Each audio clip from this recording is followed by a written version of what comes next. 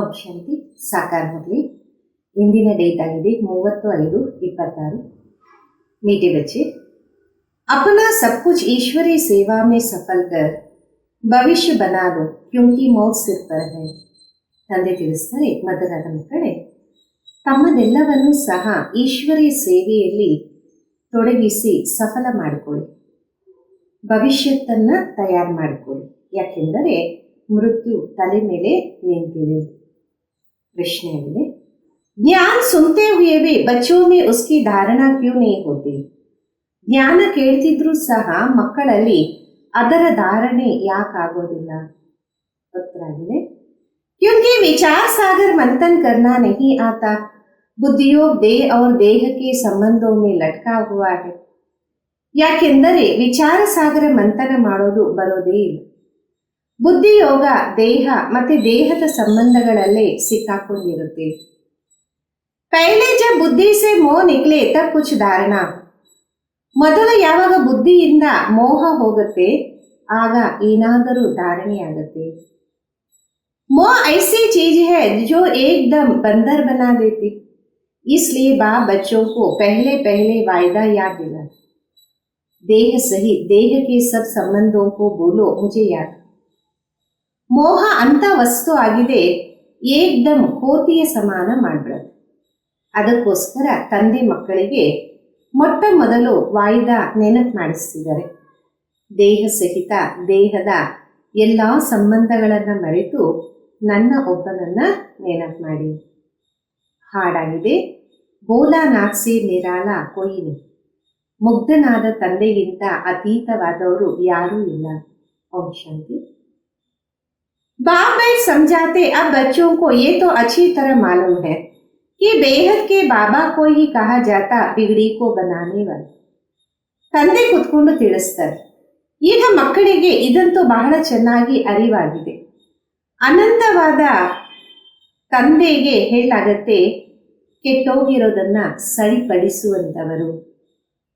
ಶ್ರೀಕೃಷ್ಣ ಬಿಗಡಿ ಕೋ ಸುಧಾರ್ नहीं सकते. गीता का भगवान श्री कृष्ण नहीं शिव है. ಶ್ರೀಕೃಷ್ಣ ಕೆಟ್ಟೋಗಿರೋದನ್ನ ಸುಧಾರಣೆ ಮಾಡೋದಿಲ್ಲ. ಗೀತೆಯ ಭಗವಂತ ಶ್ರೀಕೃಷ್ಣ ಅಲ್ಲ, ಶಿವ ಆಗಿದ್ದಾರೆ. ಶಿವ ಬಾಬಾ ರಚಯಿತ ಹೇ ಔರ್ ಶ್ರೀಕೃಷ್ಣ ಹೇ ರಚನಾ. ಶಿವ ಬಾಬಾ ರಚಯಿತ ಆಗಿದ್ದಾರೆ, ಶ್ರೀಕೃಷ್ಣ ರಚನೆಯಾಗಿದ್ದಾರೆ. ಸ್ವರಕ್ಕ ವರ್ಷ ದೇನೆ ವಾಲಾ ಸ್ವರಕ್ಕ ರಚಯಿತ ಹಿ ಹೋ ಸಕ್ತಾ. ಯಹಿ ಭಾರತ್ ಕಿ ಮುಖ್ಯ ಬಡೇತೆ ಬಡೇ ಭೂಲ್ ಹೈ. ಸ್ವರ್ಗದ ಆಸ್ತಿಯನ್ನ ನೀಡುವವರು ಸ್ವರ್ಗದ ರಚಯಿತನೇ ಆಗೋದಕ್ಕೆ ಸಾಧ್ಯ. ಇದೇ ಭಾರತದ ಬಹಳ ದೊಡ್ಡ ತಪ್ಪಾಗಿದೆ. ಶ್ರೀಕೃಷ್ಣ ಕೋ ಬಾಬಾ ಕೋಯಿ ಕಹ ನಹೀ ಸಕ್ತಾ. ವರ್ಷ ಬಾಬಾ ಸೆ ಮಿಲ್ತಾ ಔರ್ ಭಾರತ್ ಕೋ ಹಿ ಮಿಲಾತಾ. ಶ್ರೀಕೃಷ್ಣನಿಗೆ ತಂದೆ ಅಂತ ಯಾರು ಹೇಳಕ್ಕೆ ಸಾಧ್ಯ ಇಲ್ಲ. ಆಸ್ತಿ ತಂದೆಯಿಂದ ಸಿಗತ್ತೆ ಮತ್ತೆ ಭಾರತಕ್ಕೆ ಸಿಗತ್ತೆ. ಭಾರತ ಮೇ ಹಿ ಶ್ರೀಕೃಷ್ಣ शहजादा राधे शहजादी गाई जाती. महिमा ऊंचते ऊंच एक बाबा की है.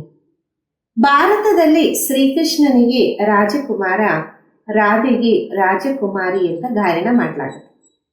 ಮಹಿಮೆ ಶ್ರೇಷ್ಠಕ್ಕಿಂತ ಶ್ರೇಷ್ಠ ಒಬ್ಬ ತಂದೆದಾಗಿದೆ. ಶ್ರೀಕೃಷ್ಣ ಹೇ ऊंचते ऊंच रचना विश्व का मालिक. उनको कहा जाता सूर्यವಂಶಿ ದಿತಿ ಡೈನಾಸ್ಟಿ. ಶ್ರೀಕೃಷ್ಣ ಆಗಿದ್ದಾರೆ ಶ್ರೇಷ್ಠಕ್ಕಿಂತ ಶ್ರೇಷ್ಠ ರಚನೆ, ವಿಶ್ವದ ಮಾಲೀಕ. ಅವ್ರಿಗೆ ತಿಳಿಸಲಾಗತ್ತೆ ಸೂರ್ಯವಂಶದ ದೈವಿ ರಾಜ್ಯದಾನಿ. गीता आदि सनातन देवी देवता धर्म का शास्त्र है. सतयुग में तो किसको ज्ञान सुनाया नहीं. ಗೀತೆ ಆದಿ ಸನಾತನ ದೇವಿ ದೇವತಾ ಧರ್ಮದ ಶಾಸ್ತ್ರ ಆಗಿದೆ. ಸತ್ಯುಗದಲ್ಲಿ ಯಾರಿಗೂ ಜ್ಞಾನವನ್ನ ತಿಳಿಸಿಲ್ಲ. संगम पर बाबा ने सुनाया चित्रों में भी पहले ये सिद्ध करना. ಸಂಗಮದಲ್ಲೇ ತಂದೆ ತಿಳಿಸ್ಕೊಡ್ತಾರೆ. ಚಿತ್ರಗಳ ಬಗ್ಗೆ ತಿಳಿಸಿದಾಗ ಮೊಟ್ಟ ಮೊದಲು ಇದನ್ನ ಸಿದ್ಧ ಮಾಡಿ. दोनों के चित्र देते हैं. गीता का भगवान ये रचयिता जो पुनर्जन्म रहित है ना कि ಶ್ರೀಕೃಷ್ಣ ರಚನಾ. ಎರಡು ಚಿತ್ರಗಳನ್ನ ನೀಡಲಾಗುತ್ತೆ. ಗೀತೆಯ ಭಗವಂತ ಇವರು ರಚಯಿತ, ಯಾರು ಪುನರ್ಜನ್ಮ ರಹಿತರಾಗಿದ್ದಾರೆ. ಶ್ರೀಕೃಷ್ಣ ಅಲ್ಲ, ಆತ ರಚನೆ. ನಿಮಗೆ ಗೊತ್ತಿದೆ, ಶಿವ ಬಾಬಾ ವಜ್ರ ಸಮಾನವಾಗಿ ಮಾಡ್ತಾರೆ. गाया में जाता हीरे तुल्य कौड़े तुल्य बच्चों की बुद्धि में ये रहना चाहिए, बाबा का फरमान है तुम मुझे याद करो और वर्षे को याद. ನಿಮಗೆ ಗೊತ್ತಿದೆ, ತಂದೆ ವಜ್ರ ಸಮಾನವಾಗಿ ಮಾಡ್ತಾರೆ. ಗಾಯನನೂ ಇದೆ, ವಜ್ರ ಸಮಾನ ಗವಿ ಸಮಾನ ಅಂತ. ಮಕ್ಕಳ ಬುದ್ಧಿಯಲ್ಲಿ ಈಗ ಇರಬೇಕಾಗಿದೆ, ತಂದೆಯ ಆಜ್ಞೆ ಆಗಿದೆ, ನನ್ನ ಒಬ್ಬನನ್ನ ಮತ್ತೆ ಆಸ್ತಿಯನ್ನ ನೆನಪು ಮಾಡಿ. ಯೇ ಹೇ ಬೇಹದ್ ಕಾ ಬಾಪ್, ಶ್ರೀಕೃಷ್ಣ ತೋ ಹೈ ಹದ್ ಕಾ ಮಾಲಿಕ್. ಇವರಾಗಿದ್ದರೆ ಅನಂತವಾದ ತಂದೆ, ಶ್ರೀಕೃಷ್ಣ ಆಗಿದ್ದರೆ ಹದ್ದಿನ ಮಾಲೀಕ.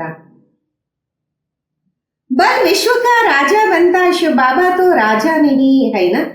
गीता की वास्तव में बड़ी महिमा है. भले ವಿಶ್ವದ ರಾಜ ಆಗ್ಬೋದು, ಶಿವ ಬಾಬು ಅವರಿಗೆ ಎಂದೂ ಸಹ ರಾಜ್ಯದ ಅವಶ್ಯಕತೆ ಇಲ್ಲ, ಅವರು ರಾಜನೂ ಆಗೋದಿಲ್ಲ. ಗೀತೆ ವಾಸ್ತವದಲ್ಲಿ ಬಹಳ ದೊಡ್ಡ ಮಹಿಮೆಯಾಗಿದೆ. साथ ही साथ भारत की महिमा है, भारत सब धर्म वालों का बड़ा तीर्थ है. ಜೊತೆ ಜೊತೆಗೆ ಭಾರತದ ಮಹಿಮೆನೂ ಇದೆ. ಭಾರತ ಎಲ್ಲಾ ಧರ್ಮಗಳಿಗೆ ಬಹಳ ದೊಡ್ಡ ತೀರ್ಥ ಸ್ಥಾನ ಆಗಿದೆ.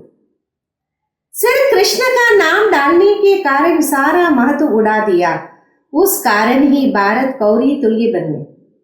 ಕೃಷ್ಣನ ಹೆಸರನ್ನ ಹಾಕಿರುವ ಕಾರಣ ಎಲ್ಲ ಮಹತ್ವನು ಹಾರಿ ಹೋಗಿದೆ. ಈ ಕಾರಣ ಭಾರತ ಗವ್ವೆ ಸಮಾನ ಆಗಿದೆ. है तो ड्रामा अनुसार परंतु सावधान रखना होता, बाबा समझाते बहुत अच्छी ರೀತಿ. ಇದೆಲ್ಲ ಡ್ರಾಮಾ ಅನುಸಾರನೇ ಆಗತ್ತೆ, ಆದರೆ ಎಚ್ಚರಿಕೆಯನ್ನ ಇಡಬೇಕಾಗತ್ತೆ. ಬಾಬಾ ತಿಳಿಸ್ತಾರೆ ಬಹಳ ಚೆನ್ನಾಗಿ. दिन प्रतिदिन गुह्य बातें सुनाते रहते तो फिर पुराने चित्रों को बदल दूसरा बनाना पड़े, ये तो अंत तक होता ही रहे. ದಿನ ಪ್ರತಿದಿನ ಗುಹ್ಯ ರಹಸ್ಯವನ್ನ ತಿಳಿಸ್ತಾ ಇರ್ತಾರೆ. ಅಂದ ಮೇಲೆ ಹಳೆ ಚಿತ್ರವನ್ನ ಪರಿವರ್ತನೆ ಮಾಡಿ ಮತ್ತೊಂದನ್ನ ಮಾಡಬೇಕಾಗತ್ತೆ. ಇದಂತೂ ಅಂತ್ಯದವರೆಗೂ ನಡೀತಾ ಇರುತ್ತೆ. बच्चों को बुद्धि में अच्छी रीति रखना चाहिए, शिव बाबा हमको वर्षा दे रहे. कहते हैं मामी कम याद करो तो विक्रम विनाश होगा. ಮಕ್ಕಳ ಬುದ್ಧಿಯಲ್ಲಿ ಚೆನ್ನಾಗಿ ಅರಿವಿದೆ, ಶಿವ ಬಾಬಾ ನಮಗೆ ಆಸ್ತಿಯನ್ನು ನೀಡ್ತಿದ್ದಾರೆ ಅಂತಾರೆ, ನನ್ನ ಒಬ್ಬನನ್ನ ನೆನಪು ಮಾಡಿ ವಿಕರ್ಮಗಳು ವಿನಾಶ ಆಗುತ್ತೆ. कृष्ण को याद करने से विकर्म विनाश नहीं होंगे, वो सर्वशक्तिवान तो है नहीं. ಕೃಷ್ಣನನ್ನ ನೆನಪು ಮಾಡೋದ್ರಿಂದ ವಿಕರ್ಮಗಳು ವಿನಾಶ ಆಗಲ್ಲ, ಆತ ಸರ್ವಶಕ್ತಿವಂತ ಅಂತೂ ಅಲ್ಲವೇ ಅಲ್ಲ. सर्वशक्तिवान बाप है, वर्षा भी वो देते, मनुष्य कृष्ण को ही याद करते रहे. ಸರ್ವಶಕ್ತಿವಂತ ತಂದೆ ಆಗಿದ್ದಾರೆ, ಆಸ್ತಿನೂ ಅವರೇ ನೀಡ್ತಾರೆ, ಮನುಷ್ಯ ಕೃಷ್ಣನನ್ನ ನೆನಪು ಮಾಡ್ತಾ ಇರ್ತಾರೆ. अच्छा समझो, कृष्ण ने कहा वो भी तो कहते हैं देह के संबंध जोड़ मामे कम याद करो. ಒಳ್ಳೆಯದು ತಿಳ್ಕೊಳ್ಳಿ, ಕೃಷ್ಣನೇ ತಿಳಿಸ್ತಿದ್ದಾನೆ, ಆತನು ಅಂತಾನೆ ದೇಹದ ಸಂಬಂಧವನ್ನ ಬಿಟ್ಟು ನನ್ನ ಒಬ್ಬನನ್ನ ನೆನಪು ಮಾಡಿ. आत्मा तो बाबा को याद करेंगे, कृष्ण तो सभी आत्माओं का बाप नहीं. ಆತ್ಮ ಅಂತೂ ತಂದೆಯನ್ನ ನೆನಪು ಮಾಡುತ್ತೆ, ಶ್ರೀಕೃಷ್ಣ ಸರ್ವ ಆತ್ಮಗಳ ತಂದೆಯಂತೂ ಅಲ್ಲವೇ ಅಲ್ಲ. ये सब विचार सागर मंथन कर बुद्धि में धारण करनी चाहिए. कोई कोई मोह में फंसने के कारण फिर धारणा नहीं कर सकते. ಈ ಎಲ್ಲಾ ಮಾತುಗಳನ್ನ ವಿಚಾರ ಸಾಗರ ಮಂಥನ ಮಾಡಿ ಬುದ್ಧಿಯಲ್ಲಿ ಧಾರಣೆ ಮಾಡಬೇಕು. ಕೆಲವರು ಮೋಹದಲ್ಲಿ ಸಿಕ್ಕಾಕೊಂಡಿರುವ ಕಾರಣ ಧಾರಣೆಯನ್ನ ಮಾಡೋದೇ ಇಲ್ಲ. तुम गाते आए हो और संग तोड़ आप संग जोड़ेंगे, मेरा तो एक दूसरा ना कोई. ತಾವು ಸಹ ಗಾಯನ ಮಾಡ್ತಾ ಬಂದ್ರಿ, ಬೇರೆ ಸಂಘವನ್ನ ಮುರಿದು ತಮ್ಮ ಸಂಘವನ್ನ ಜೋಡಣೆ ಮಾಡ್ತೀವಿ, ನನಗೆ ಒಬ್ಬರು ಬಿಟ್ಟು ಮತ್ಯಾರೂ ಇಲ್ಲ. परंतु मोह फिर ऐसी चीज है जो एकदम बंदर बना देती. बंदर में मोह और लोभ बहुत होते. ಆದರೆ ಮೋಹ ಅಂತ ವಸ್ತು ಆಗಿದೆ, ಏಕ್ದಮ್ ಕೋತಿ ಸಮಾನ ಮಾಡ್ಬಿಡುತ್ತೆ. ಕೋತಿಯಲ್ಲಿ ಮೋಹ ಇರುತ್ತೆ, ಮತ್ತೆ ಲೋಭನೂ ಬಹಳಷ್ಟು ಇರುತ್ತೆ. साहूकार लोगों को भी समझाया जाता, अभी मौत सामने खड़ा, ये सब ईश्वरीय सेवा में लगाओ, भविष्य बना लो. ಧನವಂತರಿಗೂ ತಿಳಿಸಲಾಗತ್ತೆ, ಈಗ ಮೃತ್ಯು ಮುಂದೆ ನಿಂತಿದೆ. ಇವೆಲ್ಲವನ್ನು ಸೇವೆಯಲ್ಲಿ ತೊಡಗಿಸಿ ಭವಿಷ್ಯವನ್ನ ತಯಾರು ಮಾಡ್ಕೊಳ್ಳಿ. परंतु बंधन माफिक लटक पड़ते छोड़ते नहीं। बाबा कहते जो भी देह से देह के संबंध है उनसे बुद्धियोग हटाओ. ಆದರೆ ಕೋತಿಯ ಸಂಸ್ಕಾರದಲ್ಲಿ ಆ ರೀತಿ ತೊಡಗಿರ್ತಾರೆ, ಬಿಡೋದೇ ಇಲ್ಲ. ತಂದೆ ಹೇಳ್ತಾರೆ ಏನೆಲ್ಲ ದೇಹ ಮತ್ತೆ ದೇಹದ ಸಂಬಂಧ ಇದೆ ಅದರ ಜೊತೆ ಬುದ್ಧಿಯೋಗವನ್ನ ಮುರಿಯಿರಿ. बाकी श्रीमत पर चलो, तुम कहते हो ये धन बाल बच्चे आदि सब ईश्वर ने दिया. ತಂದೆಯ ಶ್ರೀಮತದಂತೆ ನಡೀರಿ. ತಾವೇ ಅಂತೀರ ಈ ದನ ಮಕ್ಕಳು ಸಂತಾನ ಇವೆಲ್ಲನೂ ಈಶ್ವರನೇ ಕೊಟ್ಟಿರುವಂಥದ್ದು. ಆ ಖುದ ಆಯೇ कहते हैं तुम्हारा ये धन दौलत आदि सब खत्म हो जाए. ಈಗ ಅವರು ಸ್ವಯಂ ಬಂದು ತಿಳಿಸ್ತಾರೆ ತಮ್ಮದು ಧನ ದೌಲತ್ತು ಇವೆಲ್ಲನೂ ಈಗ समाप्ति किनकी डब्बी रही धूल में अर्थक्वेक आदि होंगे, ये सब खलास हो जाएगा. एरोप्लेन गिरते हैं वह आग आदि लगती है तो पहले पहले अंदर चोर घुसते हैं जब तक पुलिस आए. ಗಾಯನ ಇದೆ, ಅಂತ್ಯದಲ್ಲಿ ಕೆಲವರ ಡಬ್ಬಿ ಧೂಳಲ್ಲಿ ಬಿದ್ದಿರುತ್ತೆ, ಕೆಲವರದು ಅರ್ಥಕ್ವೇಕ್ ಅಲ್ಲಿ ಹೋಗುತ್ತೆ, ಎಲ್ಲನೂ ಸಮಾಪ್ತಿ ಆಗುತ್ತೆ. ಏರೋಪ್ಲೇನ್ ಬಿದ್ದಾಗ ಬೆಂಕಿ ಹತ್ಕೊಳತ್ತೆ, ಮೊಟ್ಟ ಮೊದಲು ಕಳ್ಳರು ಬರ್ತಾರೆ, ನಂತರ ಪೊಲೀಸ್ನವರು ಬರ್ತಾರೆ. तो बाबा समझाते बच्चे देहदारी से मोह निकाल देना चाहिए, मोह जीत बनना.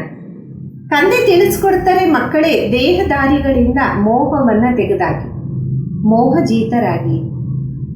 ದೇಹ ಅಭಿಮಾನ है सबसे पहला नंबर 1 दुश्मन. ದೇವತಾಯೇ ದೇಹಿ ಅಭಿಮಾನಿ है. ದೇಹ ಅಭಿಮಾನ ಆಗಿದೆ ಮೊಟ್ಟ ಮೊದಲನೇ ನಂಬರ್ 1 ದುಶ್ಮನ್.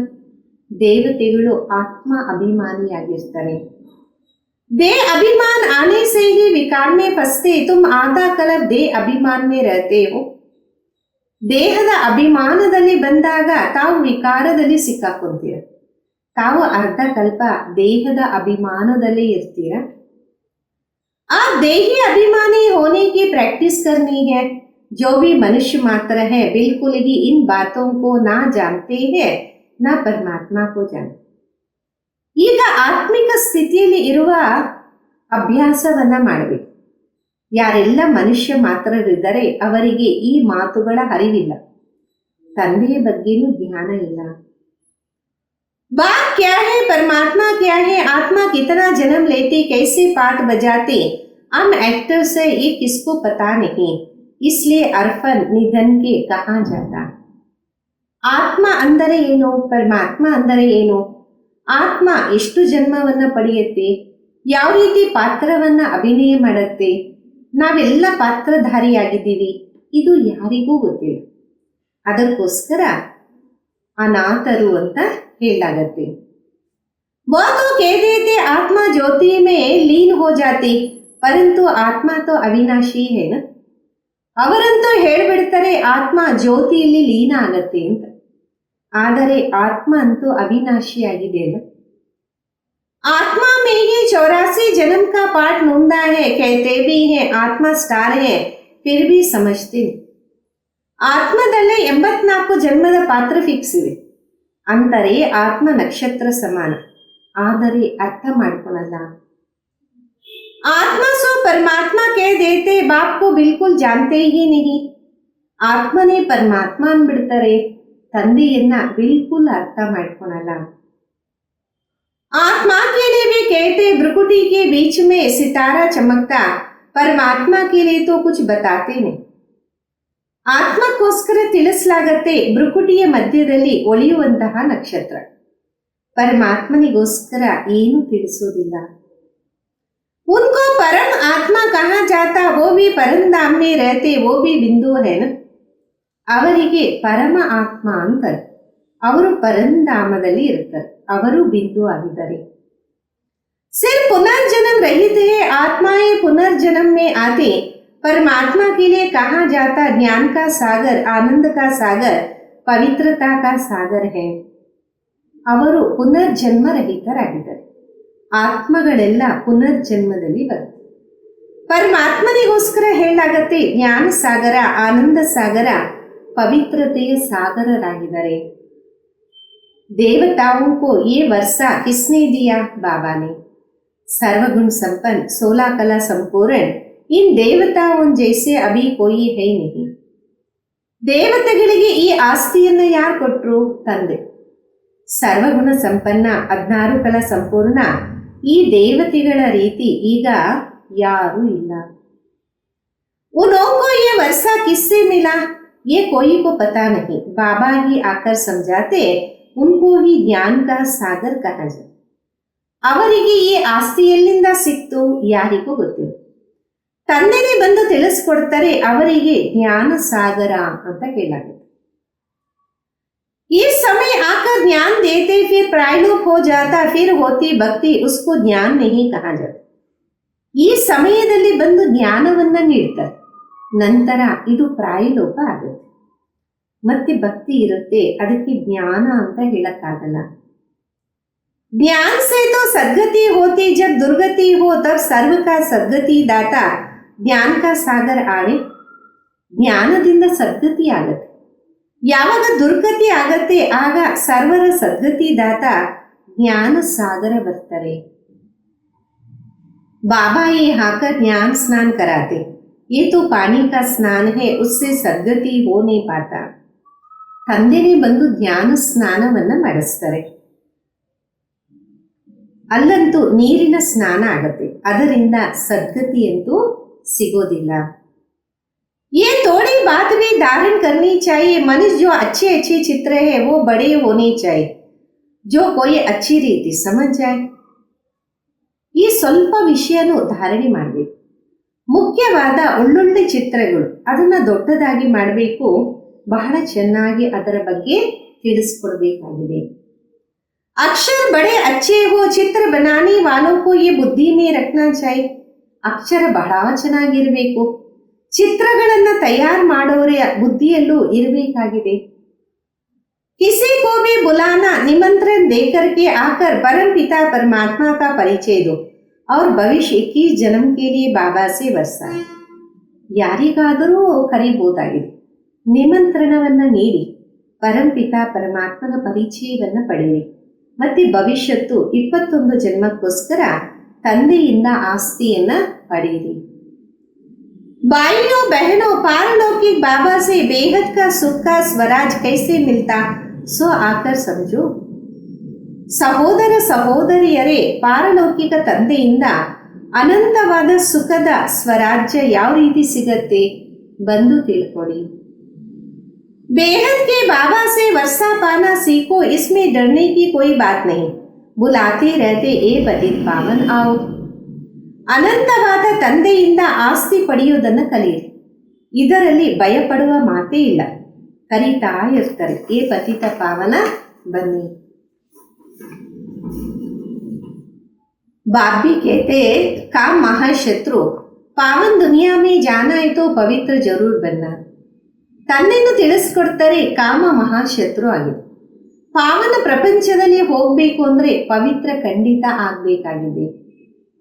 पतित उसको कहा जाता जो विकार से जन्म लेते, सत्युग त्रेता में विष होता नहीं, उसको कहा जाता संपूर्ण निर्विकारी दुनिया. ಪತಿತ ಅಂತ ಅವ್ರಿಗೆ ಹೇಳಾಗತ್ತೆ ಯಾರು ವಿಕಾರದಿಂದ ಜನ್ಮವನ್ನ ಪಡಿತಾರೆ.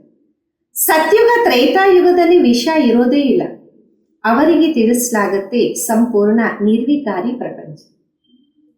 विकार है ही नहीं, फिर तुम ये क्यों पूछते हो बच्चे कैसा पैदा होते, तुम ನಿರ್ವಿಕಾರಿ ತೋ ಬನು.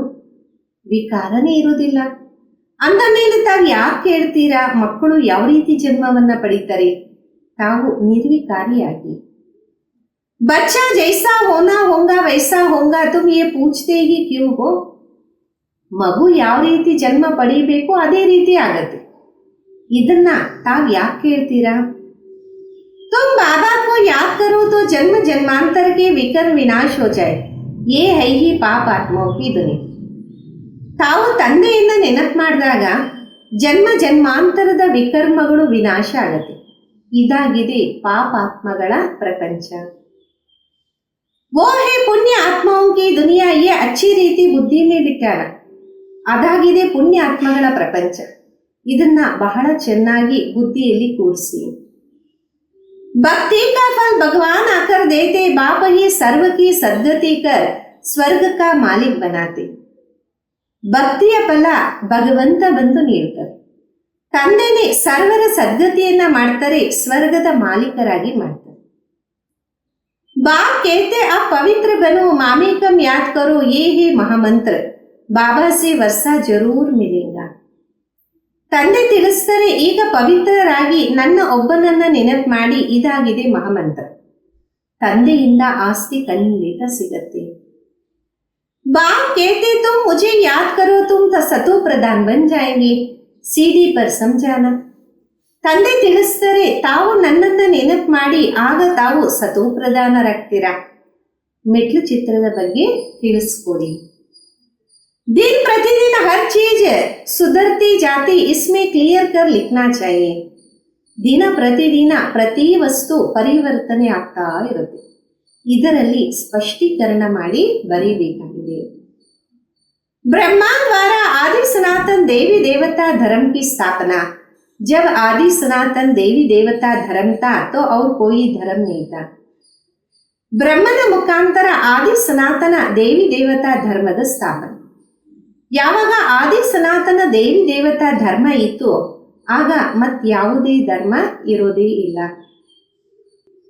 जो पवित्र बनते वही पवित्र दुनिया में आएंगे. जितनी ताकत तुम्हारे में बढ़ती जाएंगी उतना पहले आएंगे. ಯಾರು ಪವಿತ್ರರಾಗ್ತಾರೆ ಅವರೇ ಪವಿತ್ರ ಪ್ರಪಂಚದಲ್ಲಿ ಬರ್ತಾರೆ. ಎಷ್ಟು ಶಕ್ತಿ ತಮ್ಮಲ್ಲಿ ತುಂಬುತ್ತಾ ಹೋಗುತ್ತೆ, ಅಷ್ಟು ಮೊದಲು ತಾವು ಬರ್ತೀರಾ. सब इकट्ठे तो नहीं आएंगे, ये भी जानते हो. सत्युग त्रेता में देवी देवताएं बहुत थोड़े होते, पीछे वृद्धि को पार. ಎಲ್ಲರೂ ಜೊತೆಯಲ್ಲೇ ಬರಲ್ಲ, ಇದಂತೂ ಸಹ ಗೊತ್ತಿದೆ. ಸತ್ಯುಗ ತ್ರೇತಾದಲ್ಲಿ ದೇವತೆಗಳು ಬಹಳ ಕಡಿಮೆ ಇರ್ತಾರೆ, ನಂತರ ವೃದ್ಧಿ ಆಗ್ತಾ ಹೋಗ್ತಾರೆ. प्रजा में तो ढेर होंगे, समझाने वाले भी बड़े अच्छी चाहिए. ಪ್ರಜೆಗಳಲ್ಲೂ ಬಹಳಷ್ಟು ಜನ ಇರ್ತಾರೆ, ತಿಳಿಸ್ಕೊಡೋರು ಸಹ ಬಹಳ ಚೆನ್ನಾಗಿರ್ಬೇಕು. बोलो बेहद के बाबा से आकर के वर्षा लो, जिसको पुकारते हो ये बाबा, उसका वास्तव में नाम ही शिव है. ತಿಳಿಸಿ, ಅನಂತವಾದ ತಂದೆಯಿಂದ ಬಂದು ಆಸ್ತಿ ಪಡಿ. ಯಾರನ್ನ ಕರೀತಾ ಬಂದ್ರಿ ಏ ತಂದೆ, ಅವರು ವಾಸ್ತವದಲ್ಲಿ ಅವರ ಹೆಸರಾಗಿದೆ ಶಿವ. ईश्वर व प्रभु भगवान कहने से ये नहीं समझते वो बाप है, उनसे वर्षा मिलता है. ಈಶ್ವರ ಪ್ರಭು ಭಗವಂತ ಅಂತ ಹೇಳಿದಾಗ ಇದು ಅರ್ಥ ಮಾಡ್ಕೊಳೋದಿಲ್ಲ, ಅವರು ತಂದೆಯಾಗಿದ್ದಾರೆ, ಅವರಿಂದ ಆಸ್ತಿ ಸಿಗತ್ತೆ. शिव बाबा कहने से वर्षा याद आता, उसको कहते शिव परमात्मा नमः. परमात्मा का नाम तो बताओ. ಶಿವ ಬಾಬಾ ಅಂದಾಗ ಆಸ್ತಿ ನೆನಪು ಬರುತ್ತೆ, ಅವರಿಗೆ ತಿಳಿಸಲಾಗತ್ತೆ ಶಿವ ಪರಮಾತ್ಮಾಯ ನಮಃ, ಪರಮಾತ್ಮನ ಹೆಸರಂತ ತಿಳಿಸಿ. नाम रूप से न्यारा कोई नहीं, उसका तो शिव नाम है. ನಾಮ ರೂಪದಿಂದ ಅತೀತ ಯಾರೂ ಇಲ್ಲ, ಅವರ ಹೆಸರೇ ಶಿವ ಆಗಿದೆ. सिर्फ शिव नाम में नहीं कहना शिव परमात्मा नमः, और एक अक्षर को बहुत अच्छी रीति क्लियर कर समझाना चाहिए. ಸುಮ್ಮನೆ ಶಿವಾಯ ನಮಃ ಅಂತ ಹೇಳೋದಲ್ಲ, ಶಿವ ಪರಮಾತ್ಮಾಯ ನಮಃ ಅಂತ ತಿಳಿಸಿ. ಪ್ರತಿಯೊಂದು ಅಕ್ಷರವನ್ನ ಬಹಳ ಚೆನ್ನಾಗಿ ಸ್ಪಷ್ಟ ಮಾಡಿ ತಿಳಿಸ್ಕೊಡಿ. शिवाय नमः कहने से बाबा का मजा नहीं आता. मनुष्यों ने तो सब नाम अपने ऊपर रख दिया. ಶಿವಾಯ ನಮಃ ಅಂದಾಗ ತಂದೆಯ ಮಜಾ ಬರೋದಿಲ್ಲ. ಮನುಷ್ಯ ಎಲ್ಲಾ ಹೆಸರುಗಳನ್ನ ತನ್ನೆ ಮೇಲೇನೆ ಇಟ್ಕೊಂಡ್ಬಿಟ್ಟಿದ್ದಾನೆ. तुम जानते हो मनुष्य को कभी भगवान नहीं कहा जाता, ब्रह्मा विष्णु शंकर को भी देवता कहा जाता. ತಮಗೆ ಗೊತ್ತಿದೆ, ಮನುಷ್ಯನಿಗೆ ಎಂದೂ ಭಗವಂತ ಅಂತ ಹೇಳಕ್ಕೆ ಸಾಧ್ಯ ಇಲ್ಲ. ಬ್ರಹ್ಮ ವಿಷ್ಣು ಶಂಕರರಿಗೂ ದೇವತೆ ಅಂತ ಹೇಳಲಾಗತ್ತೆ. बाप रचयिता एक ही निराकार है. जैसे लौकिक बाप बच्चों को रचते हैं ना, वर्षा देते, वैसे बेहद का बाप भी वर्षा देते. ತಂದೆ ರಚಯಿತ, ಒಬ್ಬ ತಂದೆನೇ ನಿರಾಕಾರ ಆಗಿದ್ದಾರೆ. ಯಾವ ರೀತಿ ಲೌಕಿಕ ತಂದೆ ತನ್ನ ಮಕ್ಕಳನ್ನ ರಚನೆ ಮಾಡಿ ಆಸ್ತಿ ನೀಡ್ತಾರೆ, ಅದೇ ರೀತಿ ಅನಂತವಾದ ತಂದೆನೂ ಆಸ್ತಿಯನ್ನ ನೀಡ್ತಾರೆ. भारत को विश्व का मालिक बनाते सारी दुनिया का पतित पावन एक ही बाप है. ಭಾರತವನ್ನ ವಿಶ್ವದ ಮಾಲೀಕರಾಗಿ ಮಾಡ್ತಾರೆ. ಇಡೀ ಪ್ರಪಂಚಕ್ಕೆ ಪತಿತ ಪಾವನ ಒಬ್ಬರೇ ಆಗಿದ್ದಾರೆ. ये थोड़े ही कोई जानते हमारे धर्म स्थापक भी इस समय पतित है कब्रदागे. ಇದು ಯಾರಿಗಾದ್ರೂ ಗೊತ್ತಿದೆಯಾ? ನಮ್ಮ ಧರ್ಮ ಸ್ಥಾಪಕ ಈ ಸಮಯ ಪತಿತರಾಗಿದ್ದರೆ, ಸ್ಮಶಾನ ನಿವಾಸಿಯಾಗಿದ್ದಾರೆ. अभी सबकी कयामत का समय है, बाबा ही आकर सबको उठाएंगे. ಈಗ ಎಲ್ಲರದು ಅಂತಿಮ ಸಮಯ ಆಗಿದೆ. ತಂದೆನೇ ಬಂದು ಎಲ್ಲರನ್ನ ಮೇಲೆ ಎದ್ದೇಳಿಸ್ತಾರೆ. कयामत के समय ही खुदा भगवान आते, वही ज्ञान का सागर. ಮೃತ್ಯುವಿನ ಸಮಯದಲ್ಲಿ ಖುದಾ ಭಗವಂತ ಬರ್ತಾರೆ, ಅವರೇ ಜ್ಞಾನ ಸಾಗರ ಆಗಿದೆ. लिखा हुआ है सागर के बच्चे भस्मीभूत हो गए थे, अर्थात काम चिता पर बैठ काले आयरन एज बन गए थे. फिर सुंदर कैसे बने? ಬರ್ದಿದ್ದಾರೆ, ಸಾಗರನ ಸಂತಾನ ಭಸ್ಮೀಭೂತರಾಗ್ಬಿಟ್ಟಿದ್ರು. ಅಂದರೆ ಕಾಮಚಿತೆಯ ಮೇಲೆ ಕುತ್ಕೊಂಡು ಕಪ್ಪಗಾಗಿದ್ರು. ಕಬ್ಬಿಣದ ಪ್ರಪಂಚ ಆಗ್ಬಿಟ್ಟಿದೆಯಲ್ಲ, ಈಗ ಸುಂದರವಾಗಿ ಯಾವ ರೀತಿ ಮಾಡೋದು? बाबा कहते याद की यात्रा से योग अक्षर कहने से मनुष्य मूंझ जाता. ತಂದೆ ತಿಳಿಸ್ತಾರೆ, ನೆನಪಿನ ಯಾತ್ರೆಯಿಂದ ಯೋಗ ಅನ್ನುವ ಅಕ್ಷರವನ್ನ ತಿಳಿಸಿದಾಗ ಮನುಷ್ಯ ತಬ್ಬಿಬ್ಬಲಾಗ್ತಾನೆ. बाबा कहते मुझे याद करो तो अंत मते सोगते हो. कितना सर समझाते फिर भी ये बातें बुद्धि में क्यों नहीं बैठती है. ತಂದೆ ತಿಳಿಸ್ತಾರೆ, ನನ್ನ ಒಬ್ಬನನ್ನ ನೆನಪು ಮಾಡಿ, ನಿಮ್ಮ ಅಂತಿಮ ಸ್ಥಿತಿ ಹೆಂಗಿರುತ್ತೋ ಅದೇ ರೀತಿ ಮುಕ್ತಿ ಸಿಗತ್ತೆ. ಎಷ್ಟು ಸಹಜವಾಗಿ ತಿಳಿಸಲಾಗುತ್ತೆ. ಆದರೂ ಸಹ ಈ ಮಾತುಗಳು ಬುದ್ಧಿಯಲ್ಲಿ ಯಾಕೆ ಕುತ್ಕೊಳ್ಳೋದಿಲ್ಲ? दे अभिमान बहुत है इसलिए धारणा नहीं होती. बाबा बड़ी अच्छी ರೀತಿ बात बताते. ದೇಹ ಅಭಿಮಾನ ಬಹಳಷ್ಟು ಇದೆ, ಅದಕ್ಕೋಸ್ಕರ ಧಾರಣೆ ಆಗೋದೇ ಇಲ್ಲ. ಬಾಬಾ ಬಹಳ ಚೆನ್ನಾಗಿ ಯುಕ್ತಿಯನ್ನ ತಿಳಿಸ್ತಾರೆ. बेहद के बाबा ने जिसको याद करते उनसे क्या आकर किया, ಭಾರತ್ को ಸ್ವರ್ಗ बनाया. ಅನಂತವಾದ ತಂದೆ ಯಾರನ್ನ ನೆನಪು ಮಾಡ್ತಾ ಬಂದ್ವಿ, ಅವ್ರು ಬಂದು ಏನ್ ಮಾಡಿದ್ರು? ಭಾರತವನ್ನ ಸ್ವರ್ಗವಾಗಿ ಮಾಡಿದ್ರಲ್ಲ. हद का वर्षा तो जन्म जन्मांतर लेते आए हो. आप बेहद के बाबा से 21 जन्म के लिए बेहद का वर्षा. ಹದ್ದಿನ ಆಸ್ತಿಯಂತೂ ಜನ್ಮ ಜನ್ಮಾಂತರ ಪಡೀತಾ ಬಂದ್ರಿ. ಈಗ ಅನಂತವಾದ ತಂದೆಯಿಂದ 21 ಜನ್ಮಕ್ಕೋಸ್ಕರ ಅನಂತವಾದ ಆಸ್ತಿಯನ್ನ ಪಡೆಯಿರಿ. सत्युग त्रेता में देवताएं राज्य करते थे. सूर्यवंशी, फिर चंद्रवंशी, सो वैश्यवंशी, फिर शूद्रवंशी. 100 अक्षर डालने से सिद्ध होता है, वही पुनर्जन्म लेते हैं वर्णों में आते.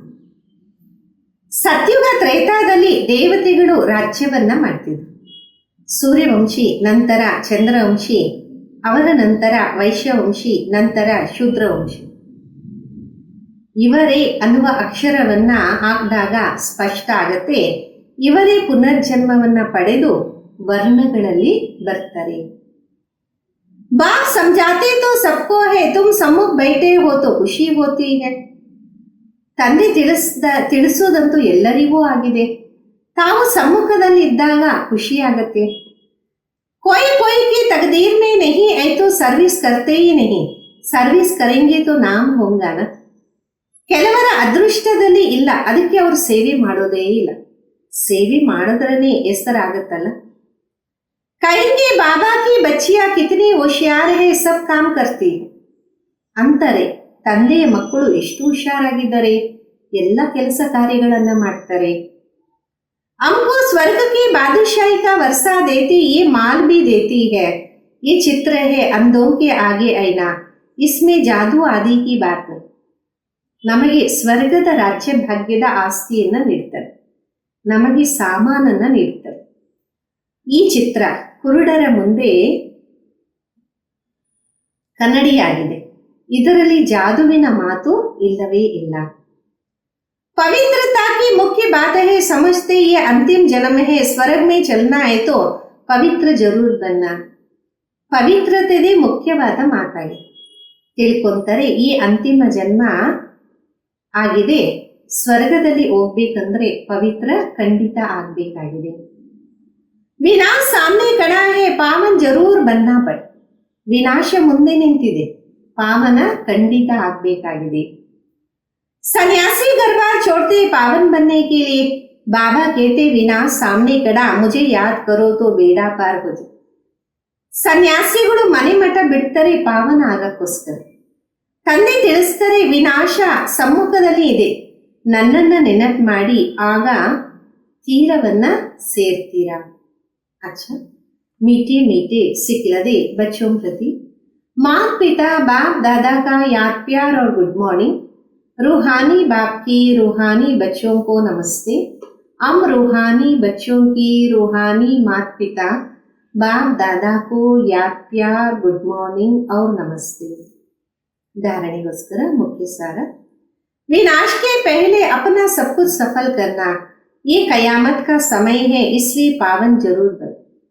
ವಿನಾಶದ ಮೊದಲು ತಮ್ಮದನ್ನೆಲ್ಲ ಸಫಲ ಮಾಡಿಕೊಳ್ಳಿ, ಇದು ಅಂತಿಮ ಸಮಯ ಆಗಿದೆ, ಅದಕ್ಕೆ ಖಂಡಿತ ಪಾವನರಾಗಿ.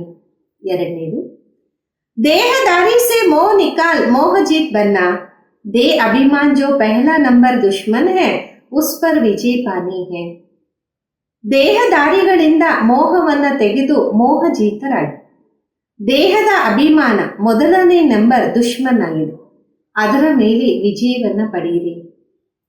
और सब संग तोड़ बाबा से बुद्धियोग जोड़ना.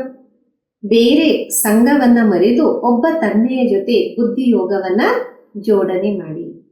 वरदान, याद के मंत्र द्वारा संकल्प और कर्म में अविनाशी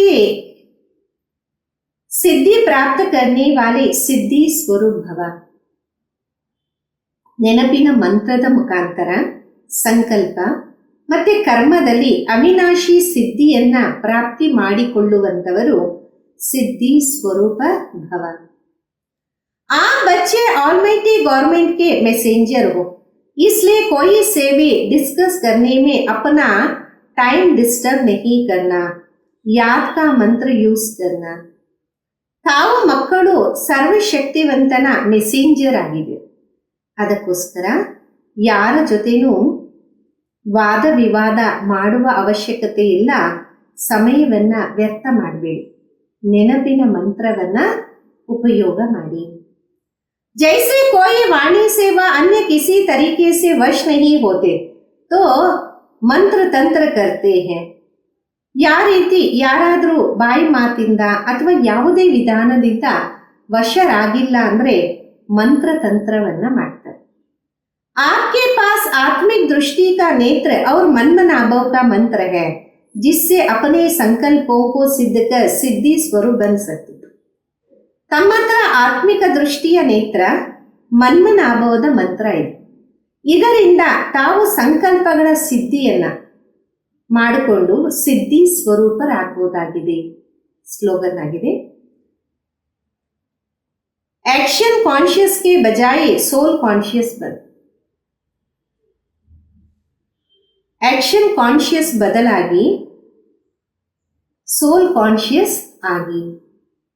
अव्यक्त इशारे, सदा अचल अडोल एक रस स्थिति का अनुभव करो. सदा अचल अडोल एक रस स्थितिಯ ಅನುಭವವನ್ನು ಮಾಡಿ.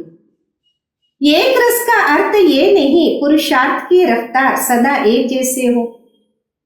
ಏಕರಸದ ಅರ್ಥ ಇದಲ್ಲ ಪುರುಷಾರ್ಥದ ಸ್ಪೀಡು ಸದಾ ಒಂದೇ ರೀತಿ ಇರುವಂಥದ್ದು. एक रस अर्थ सदा उड़ती कला की महसूसता रहे. ಏಕರಸ ಅಂದರೆ ಸದಾ ಹಾರುವ ಕಲೆಯ ಅನುಭೂತಿ ಇರಲಿ. सर्व संबंधों की अविनाशी तार एक से जुटी हुई हो. सर्व ಸಂಬಂಧಗಳ ಅವಿನಾಶಿ ಜೋಡಣೆ ಒಬ್ಬರ ಜೊತೆ ಜೋಡಿಸಬೇಕಾಗಿದೆ. एक बाप दूसरा ना कोई ये दೃಢ ಸಂಕಲ್ಪ. ಒಬ್ಬ ತಂದೆ ಬಿಟ್ಟು ಮತ್ತು ಯಾರೂ ಇಲ್ಲ, ಈ ದೃಢ ಸಂಕಲ್ಪ ಇರಲಿ. एक भी संबंध कम ना हो, सर्व संबंध की डोर एक से बंधी हुई, तब एक ಸ್ಥಿತಿ ಸ್ವತಃ रहेंगी. ಒಂದು ಸಂಬಂಧನೂ ಕಡಿಮೆ ಆಗಬಾರ್ದು. ಸರ್ವ ಸಂಬಂಧಗಳ ದಾರ ಒಬ್ಬರ ಜೊತೆ ಜೋಡಣೆಯಾಗಿರಬೇಕು. ಆಗ ಏಕರಸ ಸ್ಥಿತಿ ಸ್ವತಃ ಇರುತ್ತೆ. ಓಂ ಶಾಂತಿ.